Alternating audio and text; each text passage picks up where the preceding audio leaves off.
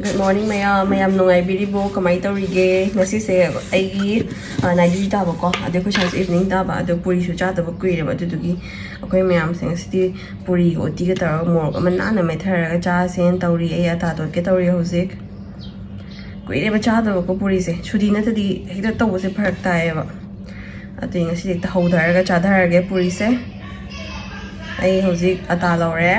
kona ga dra khandi yang ga dra kona ga dra ata lawari hosik adagi chini kitang hapjage ko chini kitang hapke aduga thum kitang amaka hapjage yamda bida ko thum kharang hapke aduga thau kitang amaka haijage khar soft oina ba ko simyam si hauji to try bi si mixer je hauji phajana noi si toka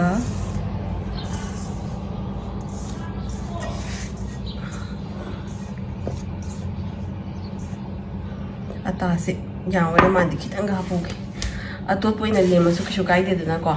ang ko na matong na chaning kana kar ga hobo yai fresh no hapcha thamanga ok no ai ti ba puri ge yam pam sei ba hona matam lai ta ba gi to bo ne ba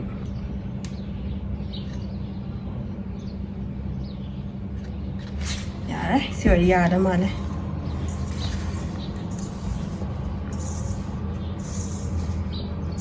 kazina to kai gi mayam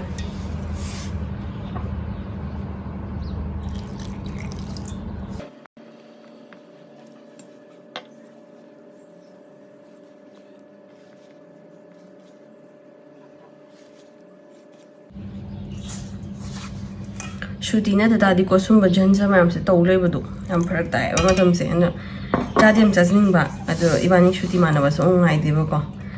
ai thanda ba shooting thani ma on thare ana to bu dem talle ba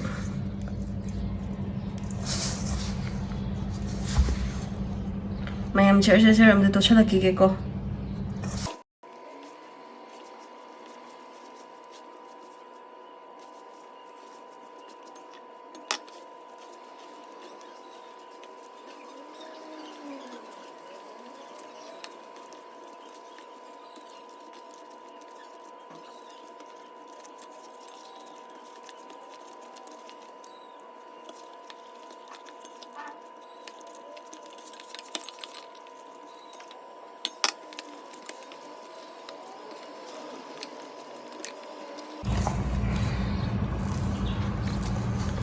Why mayam saying this today? What happened to that minutes?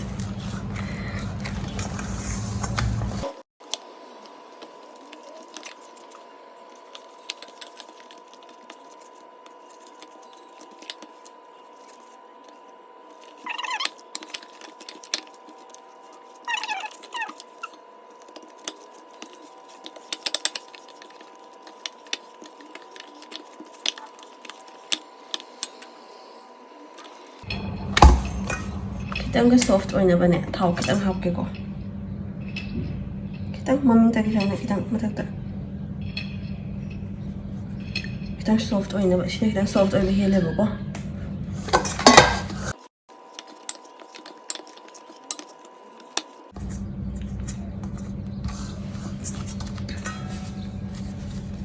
Kanya manu mo panyaw na ba mo tama ba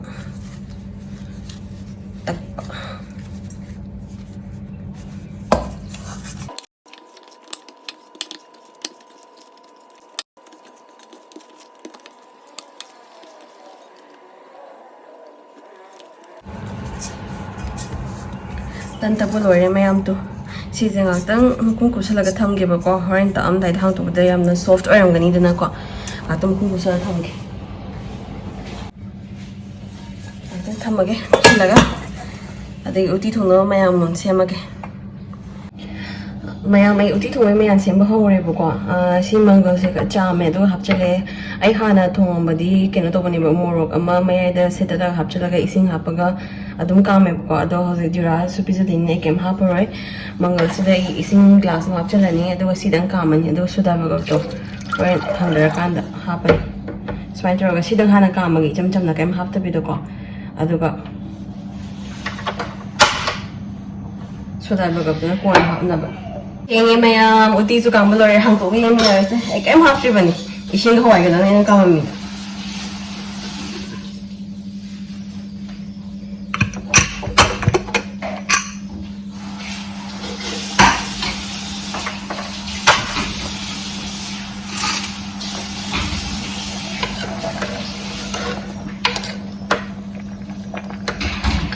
Ini sudah agak hot lagi. Oh ya.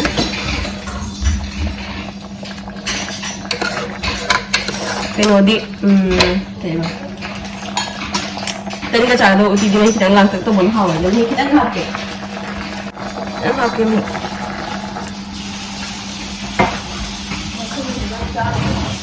Lepas sudah berapa apa ke? Aku ini pat pagi style, nak berapa apa? Okay, jualan saya dah buat bigger buat saya dah.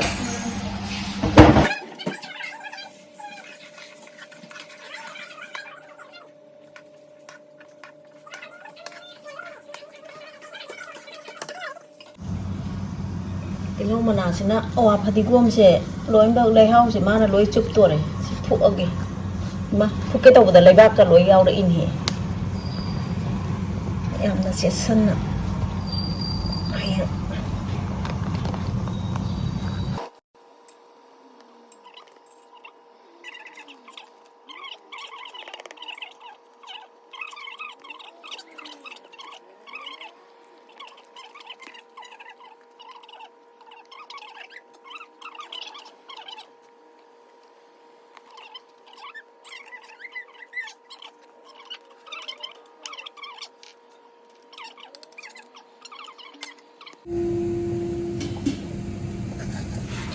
Mayam tu saya na kupsha laga tham ba kaino do ata to bodo to laur hausi to no ai ni sise amon to to khang su thang khai uti chu loi bu ko video gam than mo do re bu ko thingjali ena ani sise amon da oina ta aga hausi hodar age tang swain ang tang ga to pi ge so mai na to laur ai di sai tong thu em sai tong thu ga swain amon do ena ta aga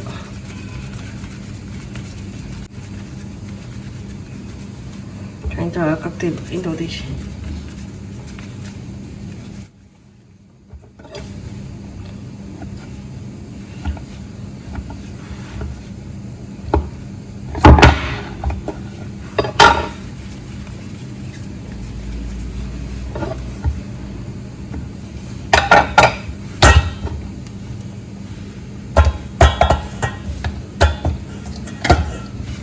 Apa horage guys? Ai round di kya taba ngam de tas ai ki haise bi chang da ning takte se ai kya de haiti ko tan tak pa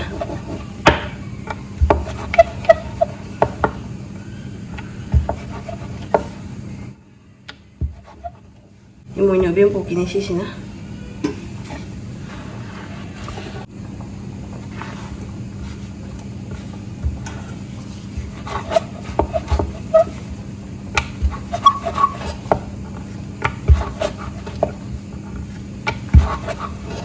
ay di boss may nang natak pa nang ngay na tadi so may nang nga pa ay kya hiza de ko sep taba ka janing ba ginayin tawris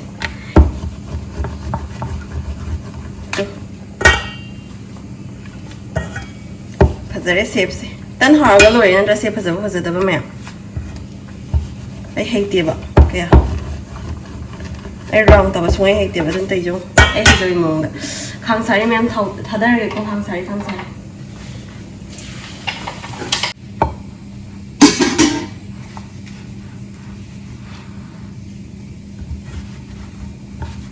medium hay cái máy thì nó đấy xếp tao xuống ai thì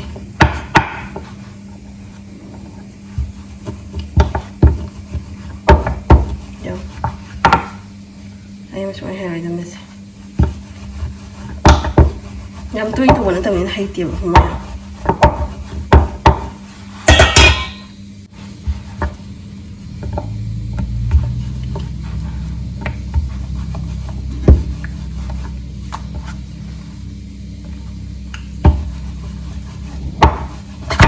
ꯁꯤ ꯈꯔ ꯇꯥꯗꯧꯔꯦ ꯁꯤ ꯈꯔ ꯇꯥꯗꯧꯔꯦ ꯁꯤ ꯈꯔ ꯇꯥꯗꯧꯔꯦ ꯁꯤꯅ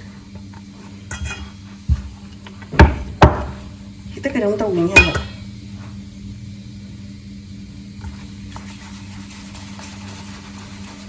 sini hek fare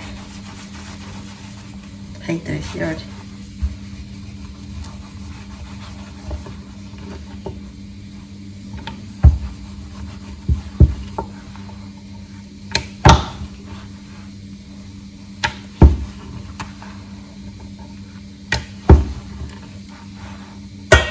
heyteyim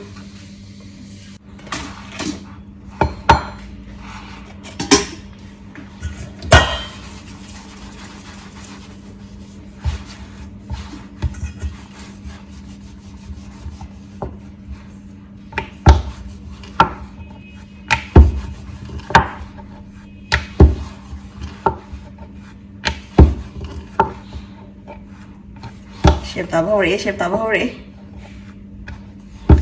guys मैं हम shape taba ho rahi you shape ka tayo kan to org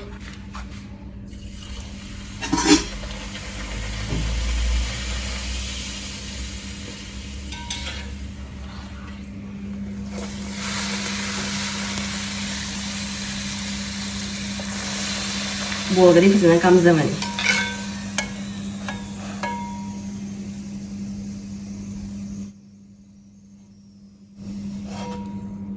wow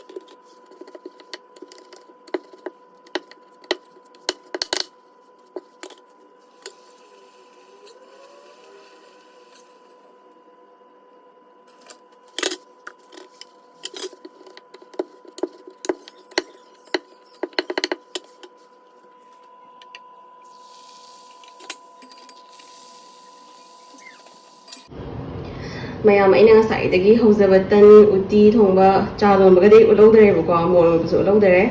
ai loizare hozik tan hape sida cha ma nang launa lole uti ma kitang mahilang tang thonge aduga saina mor metbaga chabasu hawebako mor agangba ngari kitang toraga smaina loire ngasigi breakfast smaina loshilani